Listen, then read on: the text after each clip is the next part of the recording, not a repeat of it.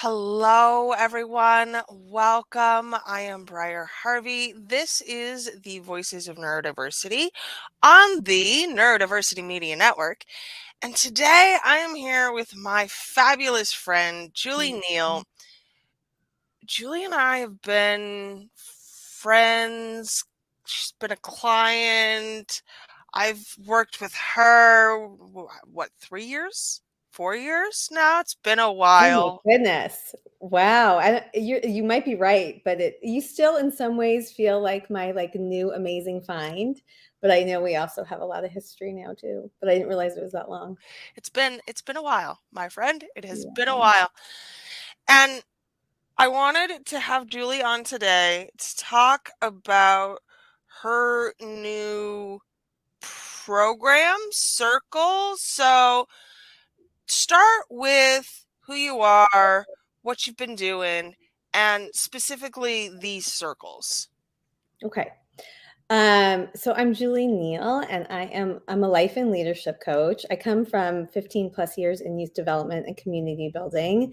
And then motherhood really became for me one of the most transformative experiences, not only as a person and human being, but also in terms of my career direction. After feeling like I got swallowed up whole in motherhood for a while, I had this spiritual experience, which is a whole story in and of itself, of two birds that got trapped into my house and were smashing against the glass, and felt like a metaphor for me of the way I felt trapped, having these dreams and visions I had the name Mother's Quest, and this idea of bringing my experience with holding space for reflection and growth and personal development, specifically to moms, for a long time, and was doing nothing to advance that vision.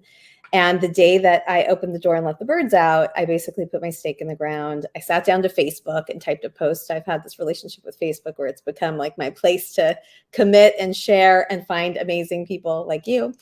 And that was in 2016. And I've really been deeply committed to this vision ever since. And it's grown in amazing ways. And one of the things I've created over the years is something called the Mother's Quest Circle. And it's a 5-session coaching experience that I call Spark Your Epic Life, based on some of the things I did during that time when I said yes to myself, that I think really helped to move me forward. And I've now had the privilege of facilitating circles virtually, in person, sometimes for specific groups. One year I partnered with the amazing Nancy Netherland, and we held space for a caregivers group of specifically moms who had kids who had extra needs. And this fall, for the first time, I'm doing what I'm calling the Mother's Quest Circle Next Chapter Edition. And it is for moms whose high school grad kids are off to their next chapter, whether that's college or something else. There are many different paths that young people can take. But in whatever path that is, I know from my experience last year with my now sophomore college son, who you know well, Ryan, that I wish I had a circle of support and a place to land after the drop off. So I pledged that I was going to create that this year, and we get started on Tuesday. But I have a few spaces left. So that's part of what inspired this conversation. And I think that there's really something about this period of transition. Like we we talk about the empty nest syndrome, right? But we don't talk about how to move through it. And this is so true about so many phases of motherhood. We're sort of vaguely aware that there's a thing that we're going to have to deal with, but we still are learning how to have public conversations around moving through transition, right? Yeah, I absolutely agree. And in fact, I was talking to a friend this morning who I'm really hoping is going to join the circle. And we were talking about that difference of, kind of getting shoved off the cliff or preparing for it, maybe like getting a little what is that called that you, with the, like a kite that it's not a Parasail. parasail. Parasail is what I was thinking, but I wasn't sure if that was right. It's like you can sort of soften the journey or you can feel like you are on a harrowing fall, about to hit the rocks below. And sometimes, last year, I would say my fall experience with my son going off to college felt more like I was about to smash against the rocks.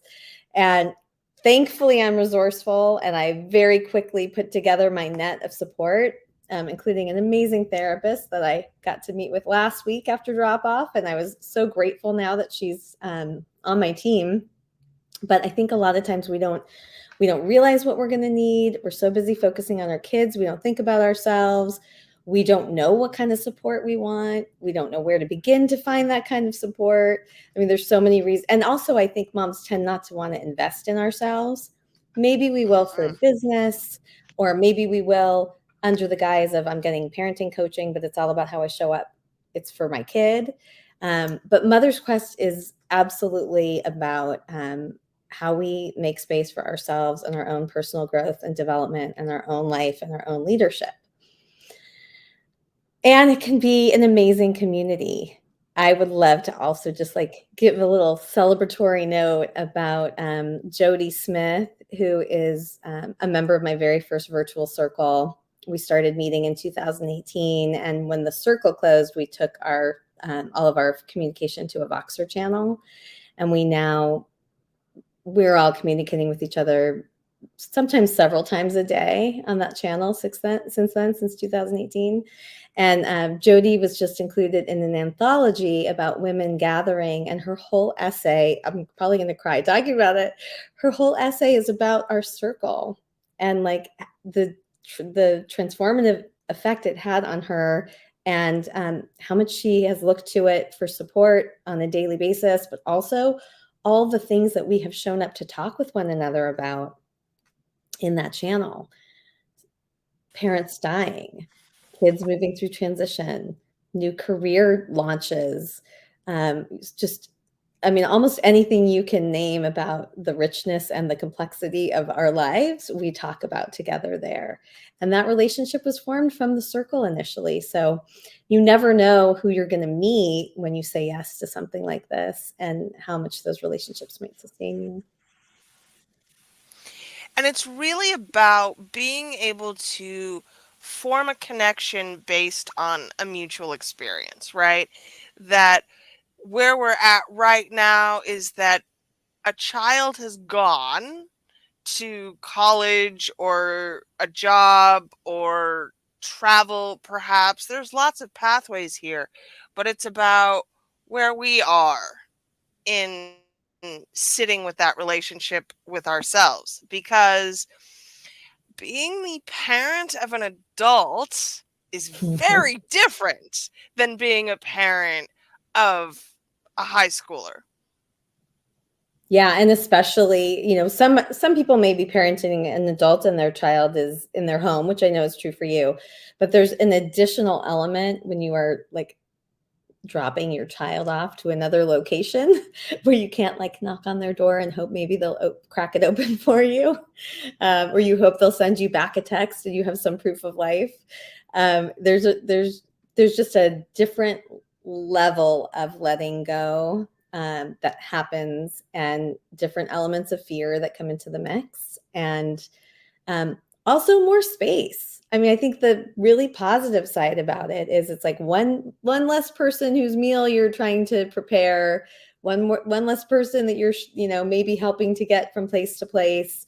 And so I like to say that in our motherhood journey, there are many windows of opportunity to reflect on ourselves and invest in ourselves, and spark your epic life. And when I say epic life, I mean the kind of life that is the story you want to write, where you're the author of the story, where it's filled with the things that matter to you. And when we're so consumed and busy with taking care of the people around us, we forget sometimes this is our one precious life to live, as Mary Oliver says in that beautiful poem.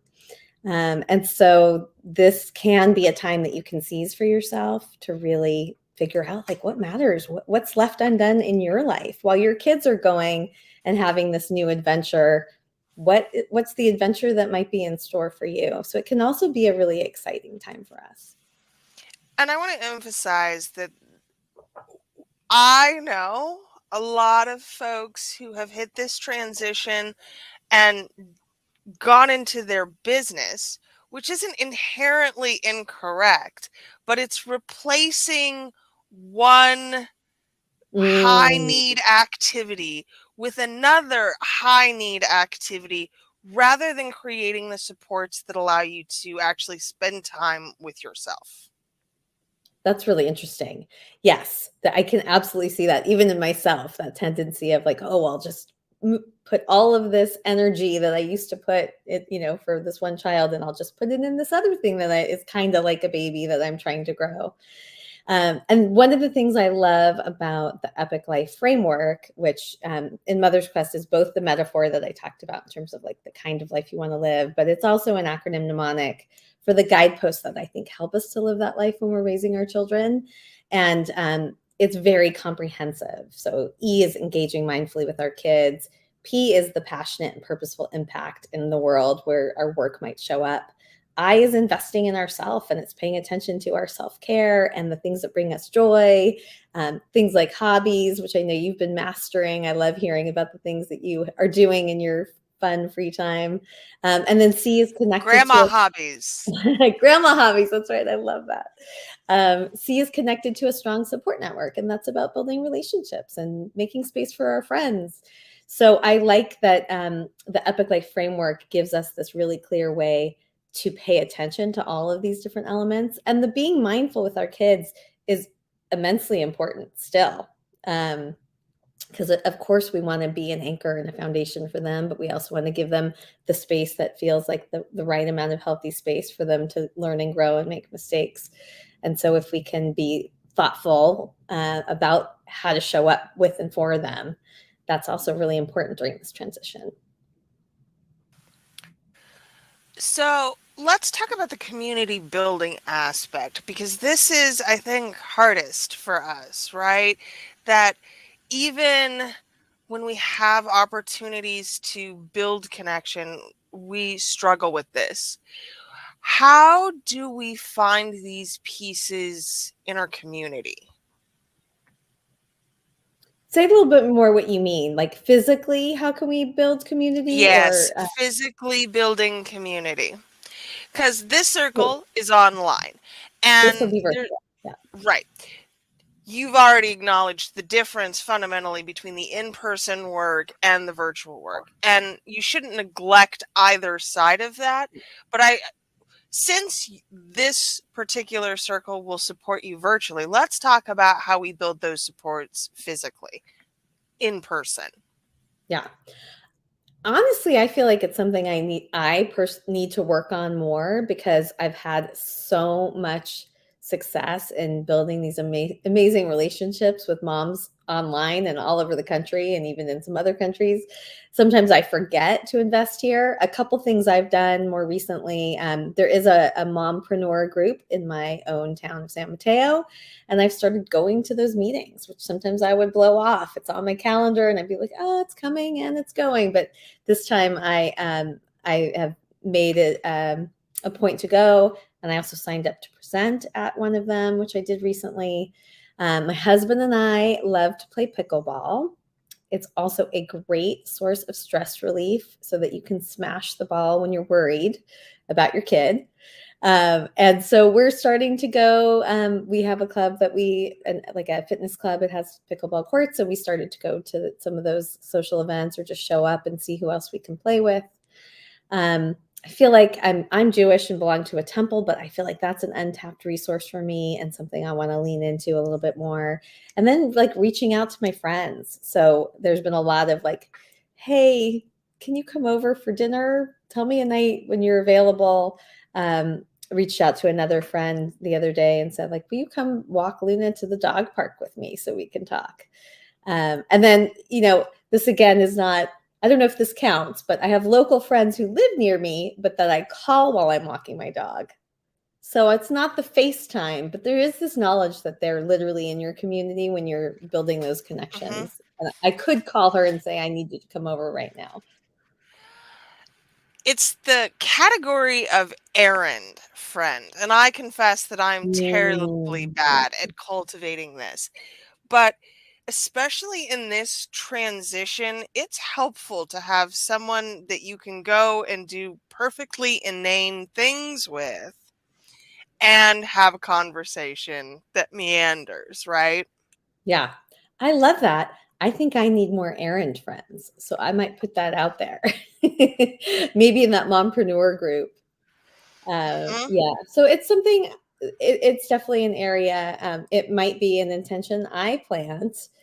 Part of the experience of the Mother's Quest Circle is we get to a point where we all plant an intention, and I love to use the metaphor of a real plant. And when I'm in person with a client, I'll actually get a bulb or a seed, and we'll plant something, and then when they announce symbolically what that plant is representing in terms of a real intention in their life, then they can nurture it and water it and watch it grow, while hopefully that intention also grows in their life.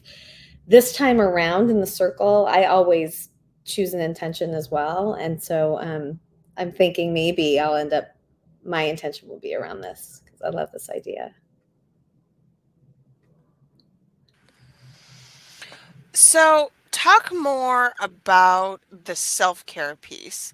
And I feel like this is unfair because I know personally that this is a place where you have some waffle, but also this is the part where we get to prioritize ourselves instead of a child, right? So, what does that look like? Well, do you want to know more about from how it shows up for me or just in general for For me? you. Yeah. I have things I'm working on every year. I think I like find my old journals and I'm like, oh yeah, 10 years ago, still same thing I'm working on. Like I've had some success in some areas and some things that are still hard, like drinking water and going to bed earlier, which I know know a lot about. Um, I can go in and out. I mean, I do think getting clear about what it is you want to shift. For me, it's often not doing it alone. So, for instance, I have this amazing integrative doctor who was a podcast guest who consults with me, and she helps me think about like what are those things like the getting ahead on the meals, which you've helped me with too. Um, Finally, going and getting my sleep apnea test to see if that's an issue. uh, so many things. So I find that part of it is like staying in the game, like not letting go. Like I just haven't given up, even when these things feel hard or I can feel frustrated that I'm not making progress. I still believe that I can change. And sometimes those changes are incremental and I can still celebrate them. Like, for instance, I am a major night owl and, used to go to bed many nights past one or past two. And I have an Aura ring that now tracks my sleep. And I know when I've had a night that's really not good, and it helps me course correct. And I'm now definitely going to bed more nights earlier than I was before, which doesn't mean I don't slip and have a really late night. But sometimes, I think that in general, the trend is moving in the right direction. And I think it's really important to celebrate those little steps. Um, I guess another example is thinking about things that you might really love. So, for instance, I started using a sauna, which is not something that was part of my life before, which just goes to show you like life can bring you new surprises. I loved the warm feeling and the like releasing. You sweat so much, and I would just like think about what am I letting go of. And I loved it so much that I was able to get a sauna in my own backyard. Definitely like saved up a lot of my Mother's Quest income went. It was something I did for myself from some money I had saved up. And now, actually, my husband and I often go in together. We really enjoy it. I can go in on my own when I need some quiet space. And I know that it has like a range of health benefits. Some of them we don't know for sure. But you can tell when you feel better about something. So I'm so grateful I invested in that for myself. And now it's something I can go to multiple times in the week when I feel like I need to relax and de-stress. I think you said something there that is key. All of these things are investments in yourself and in your long-term personal development. Definitely. I mean, that's why I love the I in Epic. Invest in yourself. I think, and it shows up in so many ways. I mean, it can show up in, I'm going to take out a business loan because I believe in this vision I have for this work I want to do in the world. It can show up as, I really need a break. And I'm going to ask, I'm going to go make a trip with my best friend and get out of town. And sometimes it's little too. Like I'm thinking so much about this lesson I keep learning, especially if you're kind of a primary caregiver and not the sole breadwinner in your household. You can fall into this feeling of like, oh, I don't deserve time for myself. And so I've had many moments. I think COVID was a time where there was like the burden on women was immense. And I've had other times coming up against this where I have to realize like, no, I need to claim time for myself. And it's not something I need to ask permission for, but I do need to be clear about what I need and to make those agreements with my partner. So sometimes it's around the time that you need. Right. Investment is not just in the money, it's in the time and it's in the energy, which here too plays out in different ways, right? It's not enough to invest money and time if we don't have the energy to actually follow through with what it is we want to be doing for ourselves. That's absolutely true. And one of the things I love about the Mother's Quest Circle experience, we start with an exercise that a lot of people may have done before. It's a meditation where you visit your future self 20 years from now. Have you ever done that, Briar? With you, Julie. Aha. So I find that to be one of the most magical things that we can do, to be able to get the long-term view and really see like, who's this person I'm becoming?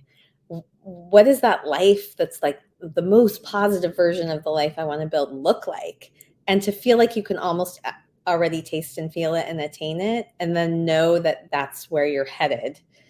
I think at various points in my own life, that has given me a tremendous amount of energy. It's like a reset, and it's very inspirational. And you know what matters. Like you start to course correct and know, like, where do I really want to be headed right now?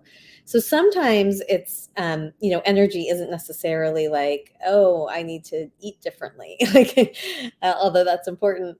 But sometimes it is creating space to reconnect with yourself, which the circle is a beautiful way to do. And this is very challenging for mothers in general, but especially in this transitory time because it's the loose ends, right? You've been doing this thing for so many years that it just becomes a part of your existence. And now we have to set that aside. So, how do you create space for this next iteration of who you are? Well, I think you have to, it starts with saying yes to yourself.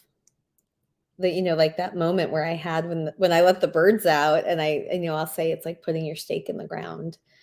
There's that quote. I think that nobody knows who to attribute it to. It's about the time has come when the pain of remaining tight in the bud is worse than the pain it takes to bloom.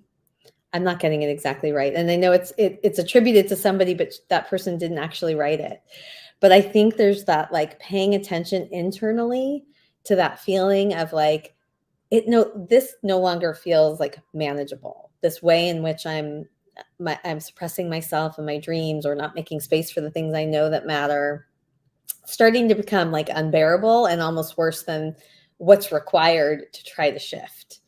So I invite people to like connect to that. Sometimes we talk about it as like listen to the whispers. It's great when you can listen to it at the whisper level and not the like blaring in your ear level. I think that realizing you don't have to do it alone is so helpful. And so I'm always like keeping my eyes and ears open for who can help me. I think that's one of my like great strengths in the world. Um, you know the story well, that for a long time I would say I'm a writer and I wanted to publish a book. And one year Ryan said, like, if you say you're a writer, you need to do more than write Facebook posts. And I was like, screw you. And then also the next day, I think I saw the advertisement for the tiny book course, go from idea to published book in 90 days. And I was like, oh yeah, that's it. I'm going to say yes to this dream, and I know how I'm going to do it, because I'm going to do it in a way that's manageable for me, and I'm not going to do it alone. And there ended up being 5 other Mother's Quest members that came along and published their books too. And so that's the other beautiful thing, that when you say yes to yourself and to your dreams, and you invite other people in, or you model it for yourself or your kids, you then light the way and inspire other people too. So it's also a really generous act to step forward and claim space for yourself. I think Mm. I really like that. Claiming space for yourself is a generous act. Okay, Julie, starts Tuesday. How do people get involved? Okay. So there's a link. I probably should know. I can get it to you, and maybe you can put it in the comments or the chat. Um, there's an application, but it's very brief, and it's really more a chance for me just to see what it is that you're looking for, to make sure it's a match. We definitely have spaces available. It's right now it's pay from the heart. So that idea is that there's a couple different levels based on what's doable for you. And I also have partial and full scholarship spots. So for me, it's a huge value that this experience is accessible. And so anybody that feels like they can invest their time, I want to be able to have come and be a part of this. But we are also an intimate circle, so no more than 6 to 8 is the sweet spot. So when I am full, I will close it. And hopefully I'll do this next chapter edition again, but it will come around once a year, just in the fall. So if there are any other moms listening right now and this is calling to you, I encourage you to listen to the whisper, and definitely go check it out, because the ship is sailing soon. Tuesday. It's Tuesday. 10 a.m. to noon Pacific Standard Time. And I can, when you click the link, you'll see the dates. There are 5 of them. I think we meet weekly for the first 3 weeks. And then as we're putting these intentions we set into our life, there's more space to integrate. And then we come back together to close and celebrate and capture all the learnings and the lessons from this experience. What I also like about this process is that once you've gone through it once, it's actually a process you can come back to again and again whenever you need it. All right, my friend. I'm excited for you. Y'all, if this is a transition you are finding yourself in, I encourage you to take a look. We will leave the application in the show notes and in the comments. Thank you all Prior. so much for being here. Yes. Would it be okay? That was my alarm telling me I have to go pick up my other son, but I have 1 more minute. If it would be okay Say to one share more just a little thing. bit more about what else is available to people, because there may be people listening that are like, I'm not at that transition, but Mother's Quest sounds kind of cool. So very quickly, I'll say mothersquest.com. You can go and see all the other things that are going on. mothersquest.com/community is the link to join the free Facebook group, which is filled with so many amazing moms like Briar. I have a podcast that is almost 100 episodes old, and just so many incredible conversations with change-making mothers. What else? And there's a Mother's Quest planner that will be coming out. The sales for the 2024 planner will be coming out soon, and that comes with bonus monthly planning sessions with me and others Quest community members on Zoom, which has been really magical, which I started last year. So many ways to get involved. Mother's Quest is here for you. All right, y'all. We will see you all soon. Julie, thank you for being here. You are a joy and a delight. Thank you, Briar. I appreciate you so much. There are no words to express it fully.